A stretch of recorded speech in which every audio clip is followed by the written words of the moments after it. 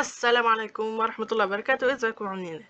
عمرك سألت نفسك ايه اللي بيخلي الشمس منورة بقالها مليارات السنين؟ او إيه السر وراء البرق اللي بيشق السماء في لحظات؟ احنا اتعلمنا ان المادة الصلبة سائلة وغازية. دي المادة طبيعي جدا، بس العلم بيقول لنا ان في حالة رابعة، حالة اغرب بكتير، وهي بتشكل 99 من مادة في الكون. المادة دي هي البلازما. أكيد أنت أول مرة تسمع عنها. عشان نفهم البلازما لازم نكسر اللي اتعلمناه في المدارس. هات أي غاز وسخنه لحرارة خيالية. إيه اللي هيحصل؟ الذرات هتخبط في بعضها بقوة لدرجة إن الإلكترونات هتطير عن النواة. هنا المادة تتحول من غاز لحساء، من الشحنات الموجبة والسالبة. ده هو تعريف البلازما.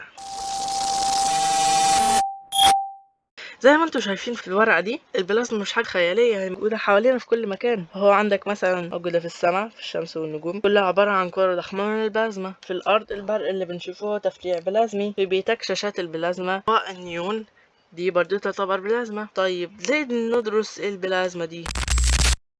ببساطة لأن العلماء بيحاولوا يستخدموا الاندماج النووي، هو نفس اللي بيحصل جوه الشمس، عشان يولد طاقة نظيفة تكفي الأرض كلها.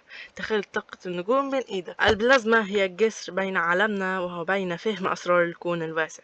والنهاردة انت عرفت السر اللي ما يعرفوش غير 1% بس من الناس. ولو عجبتك الرحلة دي دوس لايك، واكتب في الكومنتات ايه أكتر حالة المادة بتشوفها غريبة.